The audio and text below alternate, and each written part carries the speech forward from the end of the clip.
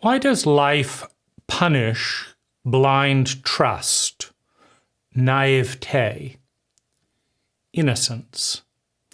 If you look at life on a statistical basis, who do the narcissists, who do those in a sociopathic state prey on? The innocent, the gullible, the vulnerable, in another angle, the weak. And what is life doing? This is not kind. This is not empathic. This is not loving, right? This is sociopathic. What is life doing with that pawing away, with that killing of blind trust, of innocence, of naivete? Well, one of the things that happens on a number of different levels is what could be called the childlike state.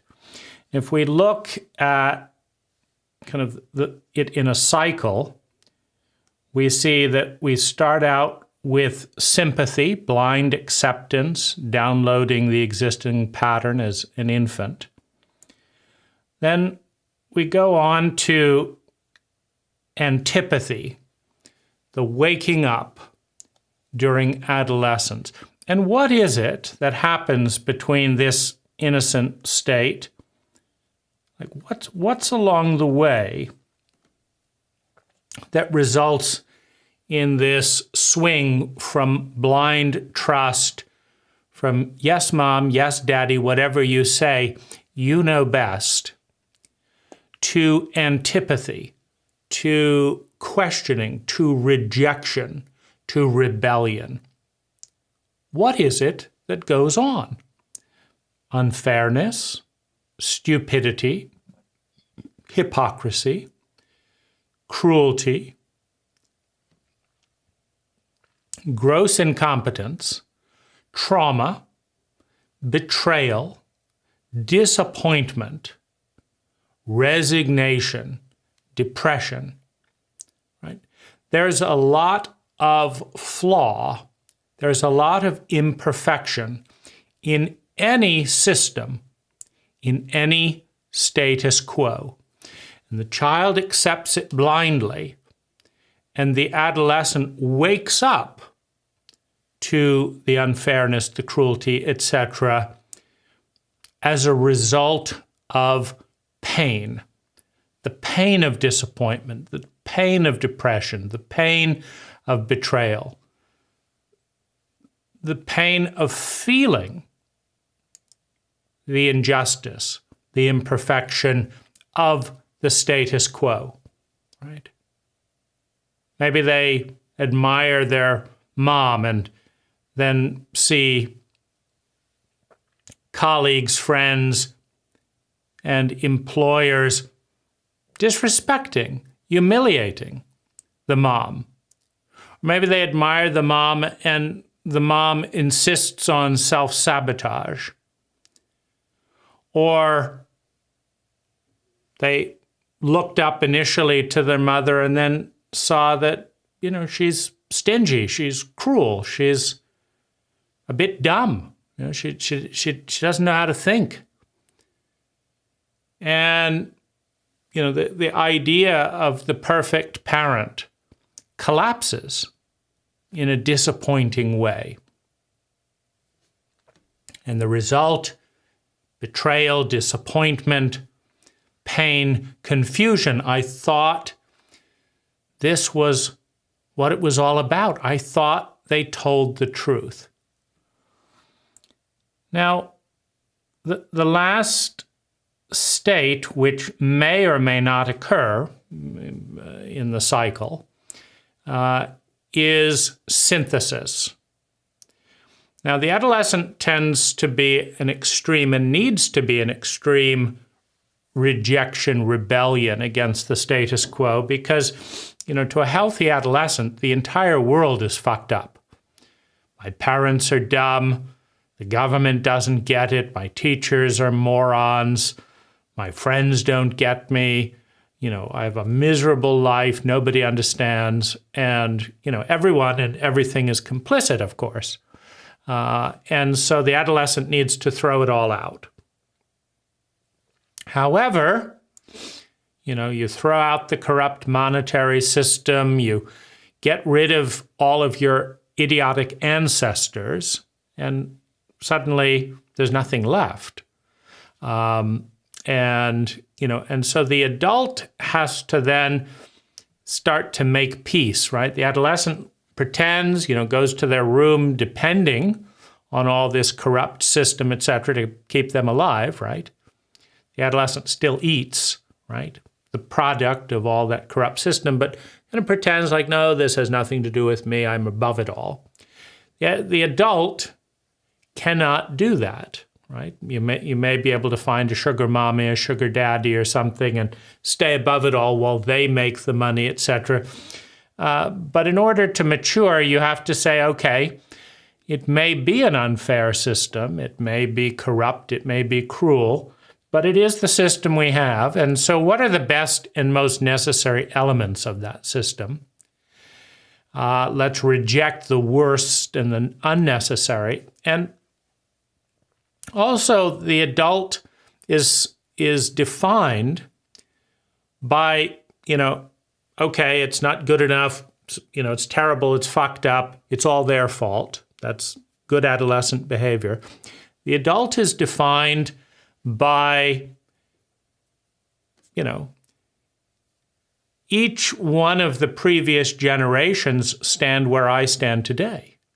I am the new.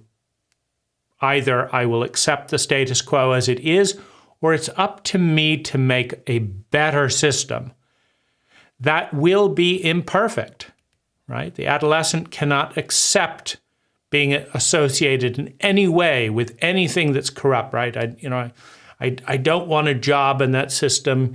I don't want to have parents. I don't like my parents. It's a little late for that now, et cetera. You exist because of your parents, but, the adolescent doesn't want to acknowledge that. I'd be better off dead, et cetera. The adult has to actually deal in reality. It has to reject the worst of what is, accept the best of what is, and then it has to do the most important thing when it comes to evolution. It has to make things better than they were and acknowledge that it's not good enough relative to the ideal.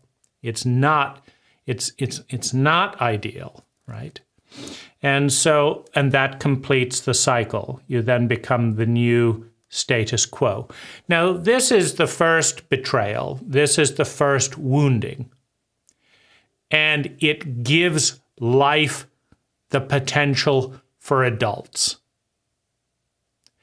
Meaning, in the magical world of the child, if mom and dad keep providing everything, keep providing unconditional love, keep, here's some breakfast in bed, whether you go to school or not, no big deal. What can we do to help and assist you? Well, you could do this and this. If the parents are too perfect, are too comfortable, then there isn't a big impetus to rebel, is the first problem, right? I rebel, right? I won't have all this pampering. Stop it with giving me all this money. You're too cool, right? You're just too cool. You're too cool. You're giving me too much money. I hate, I hate laying around doing nothing, playing with my friends, being silly, ignoring the rest of the world. I just hate it, right? I'm going to get to work and do all this stuff. No, there's nothing to rebel against if there is too much perfection at the parental level.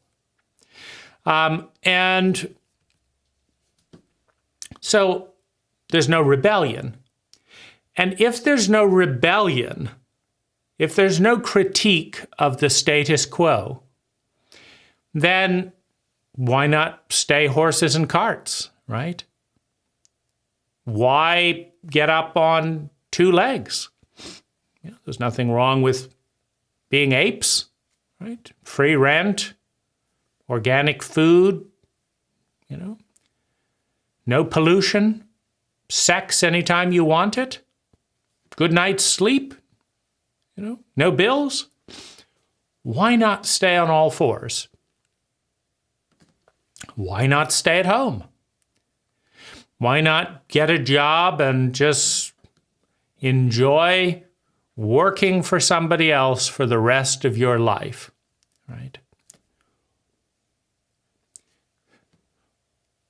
If there's nothing wrong, if there's no pain, there's no basis to rebel, to move from the child state to the adolescent state.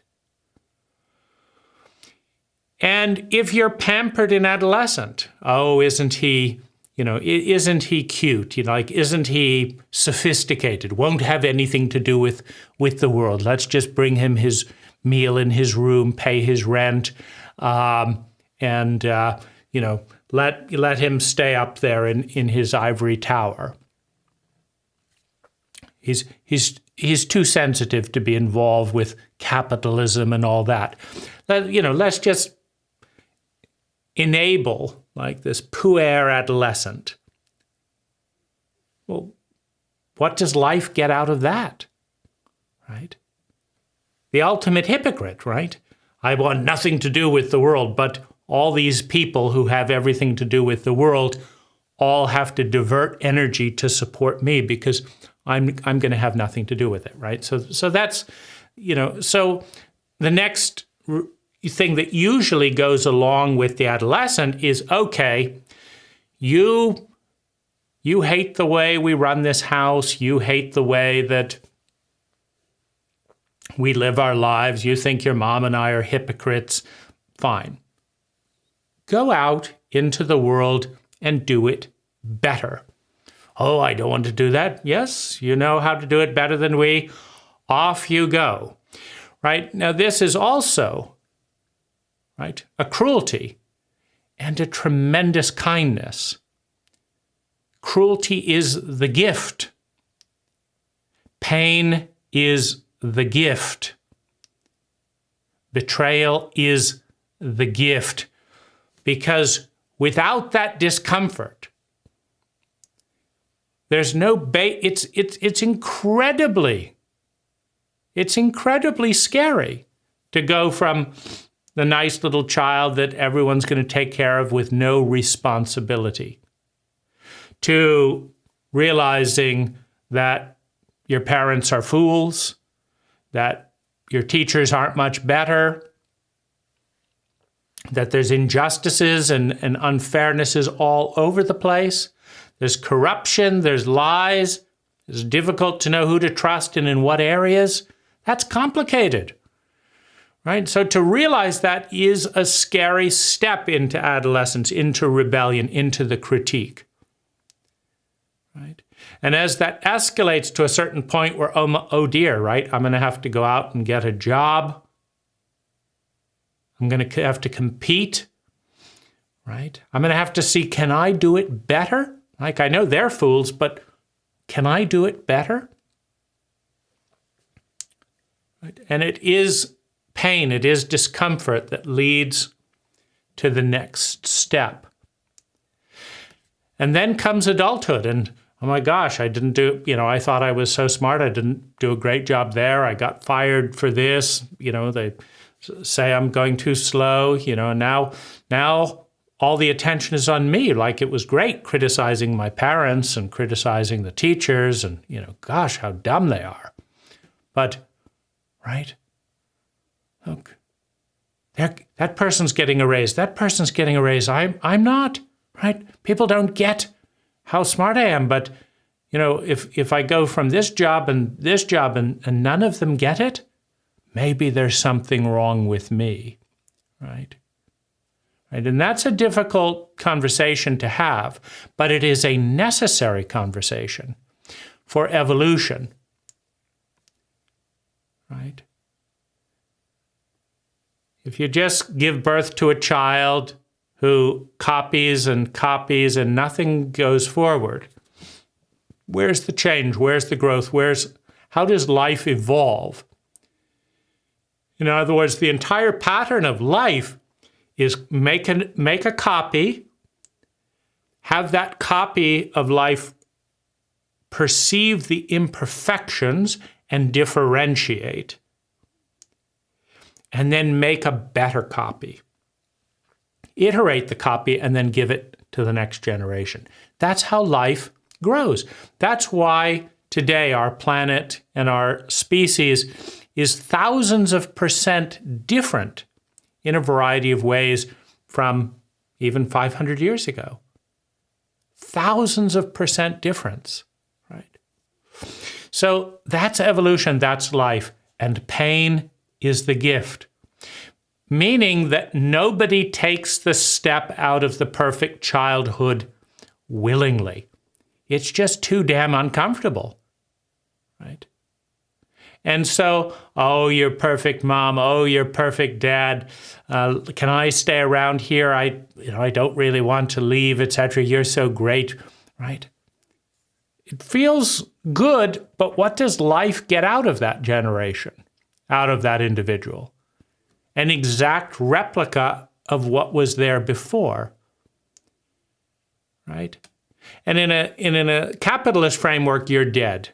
If you produce the same product with no improvements for a couple of decades, you're dead. Because your competitors produce better products and better products every single year until it would be a fool who would keep buying from you, right? You still want to buy a tape player this big with D batteries, right? And, what's your latest offering? Well, we're selling the same, the same thing we sold in the 1950s. Here it is, very heavy, takes up lots of room. Batteries only last 3-4 hours, right? Cassettes, and they wear down. Speaker isn't that good. No, we don't have earphones. If we do, they're those big, corded things, not very good sound. Here, you want this, or do you want an iPad, or an iPod, or an iPhone, or a Samsung Note, right? You go out of business, or you change, right? And so the cruelty is the kindness, because it leads to change in evolution, which makes it relevant. Right? And people generally pace. Children know when they're mature enough and safe enough to go into rebellion, or they don't go, they stay a child. And adolescents know the point when they can start pushing back, and that's about the time they get kicked out of the house, or go make your own life, or you go show how it's done. You want to run the company? Go ahead, start a company. Gather idiots like yourself who think, that it can be run better, and then, go and do that. And then, pay all the bills when all these idiots don't know what they're doing and stuff, and go back to the investors and explain why you went bankrupt and stuff. You go ahead, do it. 90% of you are going to go bankrupt in the next 10 years. Or you're going to get exhausted and come back to being an employee, right? But, you know how to do it better? Off you go. And some people do. A lot of people think they do and then realize that, and then they have to get honest and become an employee. But where life gains and where people ultimately gain is in becoming a better version. Now, that's the first cycle, right? So you have the betrayal, you have the cruelty, the betrayal, the imperfection of the parents, leading to adolescence and synthesis and hopefully adulthood. Anyone can grow up, but to become an adult, to really think things through and become a better version of a human being than your parents, That's being an adult. That's evolution. Then you go to work. Boss says, this is the way it is. You think they know what they're doing. After a while, you realize they're self-sabotaging too. They're dumb as well. They let the competitors do this. So you realize your boss is an idiot, right? Then you pipe up about that. Now you get fired, right? Or go start your own company and you have your crisis. Do you want to do that? Or can you find a better boss to work for? And you've got to get your act together so that you're worth being hired by the best company. Or getting some investment capital if you want to start something on your own, right? What if nobody believes you? Because, who needs a big mouth? We want someone with experience and competence, right? So this is the next thing, from blind trust of the employer to hostility, disgust, outrage at all the stupidity at work, to can you create something better, either by finding another company and partnering with them, or becoming good enough to rise to the top of your company so that you become a better leader, learning from the stupidity of your boss, or by starting your own company and continuing to fail until you succeed and now offering a better product. Pain is the gift. Imperfection is the blessing, is the food of evolution. So now you've gone through the second stage, right? You've iterated at work. You're still not fully mature. You're born into a culture, speaks a certain language. Everyone agrees that this is the religion. Everyone agrees these are the way to treat people. You say please, you say thank you, you do this, you do that. You call the police when something's wrong. You call the fire department there. You pay your tax. You do your thing, right? You're going through cult. It's wonderful, right? You're a happy child of your cult, right? You start noticing, like, why did that rich person get off with murder when that poor person was thrown in jail because they might have been at the same place with shaky evidence and doesn't get a retrial? The police are corrupt, right? Why did those judges give a better deal to that? Why is someone who's turning in, like, you committed a major crime, but you turned in 3 of your fellows, so now you've become a turncoat, and then you go free in a plea bargain where you just turn the finger to other people, and then they do the same? Is that really what we want? That if people do crimes and then betray other people, that, good job, you go free, and that's justice? It's not justice, that's bullshit, right? You pay your taxes and your government does the right thing, right? They take your money, they have a conversation. How can we best help the people of this town? What can we do? Then they pick the very best people who can do that are the cheapest and don't waste any money. And they just spend the money to help the people in the best possible way at the lowest possible prices. And you look and say, they spent $500 million on a bridge built by the uncle of the commissioner when there was this other bridge for $200 million? And we didn't even need a bridge? This is bullshit. They're stealing our tax money. Try not paying your taxes. They throw you in prison, take your house, destroy your family, because we know best, right?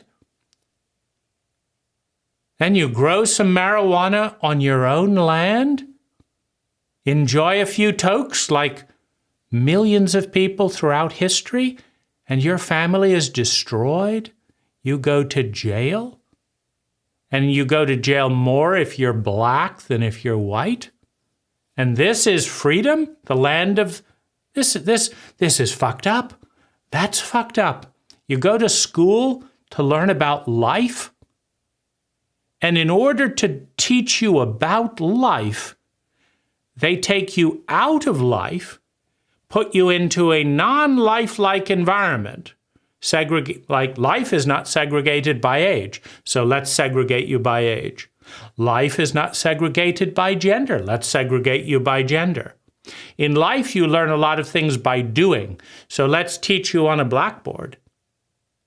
In life, you engage in dynamic interactions, so let's have one person up front doing all the talking. In life, you don't get little written tests and get to cheat. You're asked to show your results. Did you bring in 20 million in sales this year or not? You can't look over and copy the answer. That's life. Well, let's put you in an environment where it's all about textbooks and it's not about life, right? So we're going to spend lots of money to take people out of life to teach them illusionary skills that have very little to do with life. And then we're going to ask those people to go on and be successful in areas that school has not prepared them. School didn't teach them how to start a business, how to balance a checkbook, how to drive a car, how to have a good marriage. School taught them very little. But then they're told that, this is all about you and go out and, make something of yourself with all of this ridiculous stuff that we've spent, 12 years pumping into your head, much of it politically driven. That's an education, right? Let's keep you traumatically illiterate while traumatizing you. This is the culture. We declare war on these innocent people based on ridiculous evidence, just so that military contractors can get a bonus that quarter. 1 million innocent Iraqis dead. Right? We are the weapon of mass destruction, at least for 1 million innocent civilians. And we're the great force for peace and democracy, right? Fighting over this and that, lying, this scandal, that scandal. Well, at some point, if you're paying attention, you grow up and you cease to be a child of your cult. This is corrupt. They lied to me here. They lied to over there. They're lying everywhere. They're corrupt everywhere. There's corruption here. There's lies here. The whole thing is a mess, says the adolescent. It's all fucked up. I want nothing to do with it. I don't want to be anything to do with this, right? Says the adolescent, right? They're corrupt, not me, of course. Okay, you go through the adolescence with your cult. You discover many of the conspiracies, quote unquote, were true. It's worse than you thought. I want nothing to do with it. I don't want to have anything to do with this thing. It's terrible. Stop voting, stop this. So that's the adolescence of cult, of culture. Right? But do you become an adult and decide to do something about it? Can you get elected telling the truth? Right? Well, then you start saying, well, you fucked up voters. I tell you the truth and you want to vote for my opponent who makes up a pack of lies? You know they're lies. Just look at his record. No, he says he's going to give all our jobs back. You say that you're going to have to work hard and it's going to be tough. Oh, we want our jobs back, say the children. And he's promising that. You're promising it's tough and uncertain. Oh, that's scary. We don't want to grow up. So then they get elected, right? So what do? Right? Fuck them. Right? Fuck them, the damn idiots. They deserve it. Right? Says the adolescent. But the adult is about making things better. So what are you going to do? You're going to bitch and moan for the rest of your life at the unfairness? I told them the truth. I told them the truth. They wouldn't vote for me. right? I told my boss this was a better way of doing things. A dumb fool wouldn't listen, right? And then they went out of, went bankrupt. And so what does adulthood look like? Moving to another culture? Creating a microculture? This is what goes on in America. But we're going to do something different in this family, right? We're going to do this and this and this and this. America is getting addicted to cell phones. We're going to put ours away. And we're going to do this and this, right? America is addicted to fake news. We don't tend to do much, do we, in response to the news? So how is it as relevant as having a deep meditation as a family and visualizing our goals and taking steps? Maybe that's the news for us, right? What does something better look like? Which you can't ask if you still think your cult is right. This is what we do in our cult. It's the way we do things. Pain is the gift. Betrayal is the gift. If your government was not so fucked up, corrupt, criminal, filled with sociopathic tendencies, why the hell would you start thinking about culture, about who you wanted to be, about the life you wanted to live, about the ideal, about beauty, truth, and goodness? Are you ready to grow up as a human being, not just as an employee, not just as an adult, but are you willing to become a world creator of some kind? Not if it's too comfortable. I just met one of my clients that I worked with 15, 16 years ago. And she was all, I've been reading this and this and this and this. It's all fucked up, right? In other words, she's waking up and becoming an adolescent cult member. From the child, we do what we're supposed to do and the way that we're supposed to do it, and that's all we have to do, right? Be a good little girl. To adolescent. Now, what broke it? Why? Well, her hospital nearly killed her several times in the last few years. She spoke up about it and was punished. And she had to realize that if she didn't wake up, she could die. Right? Then COVID came along, and when her immune system was down, they wanted to give her an untested vaccination. She said, no way. I've had it with going along with the program. So she starts reading what's been there all along. Oh, this and this and this, right? And all the pretty pictures fall apart. And what's left is cold. It's ugly, sociopathic, imperfect.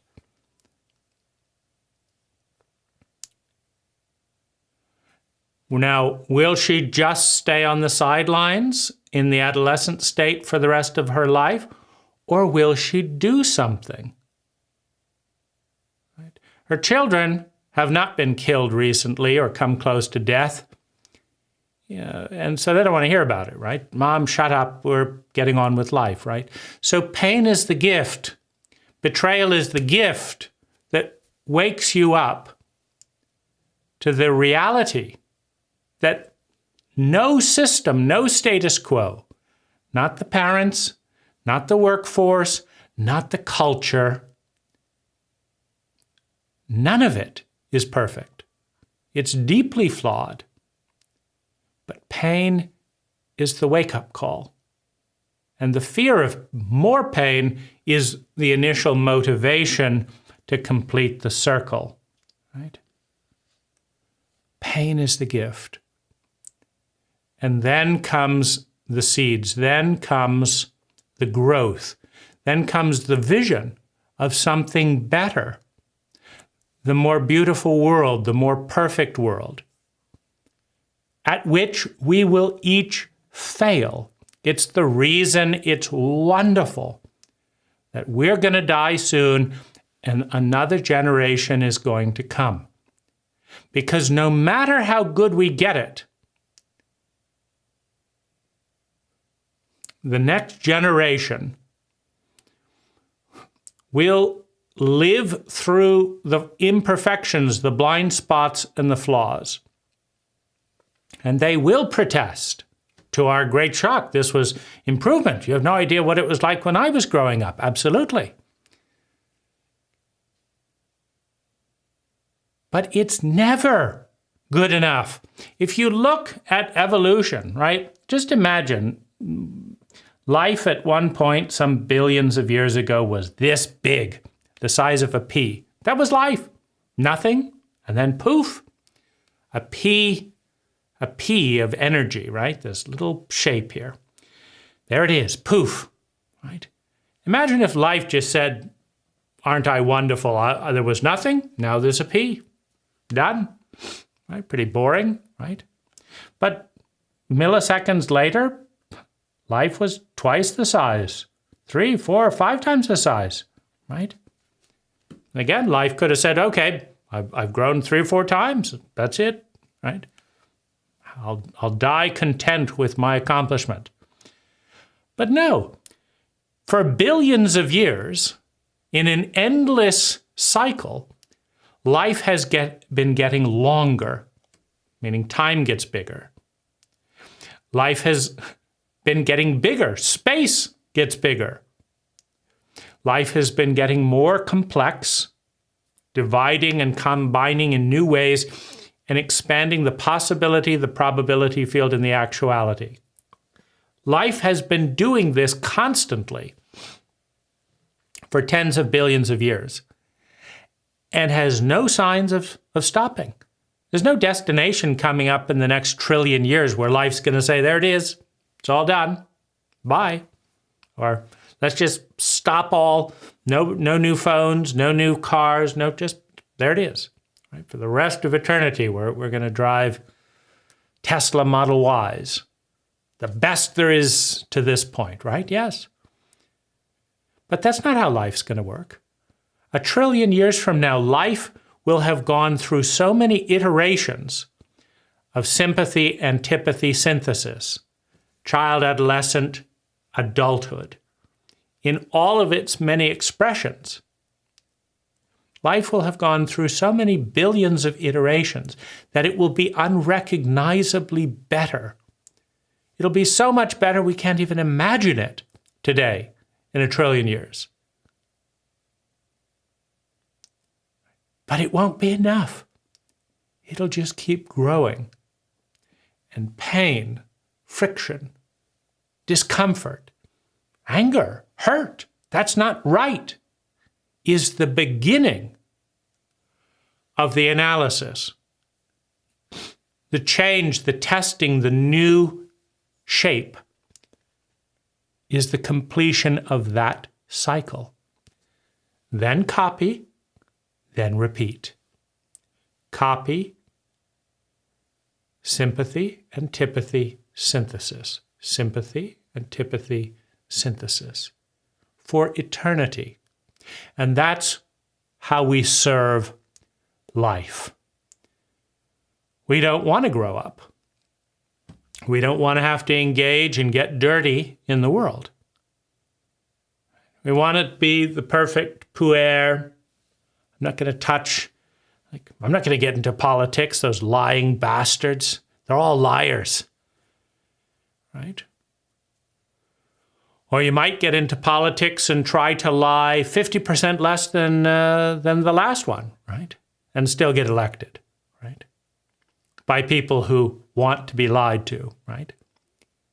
It's 50% improvement in 4 years. It's not bad. Maybe we could educate some of our children into a slightly more mature state, and by the end of my term, the next person will be able to get elected lying even less than me, right? That's getting dirty and taking things to the next level.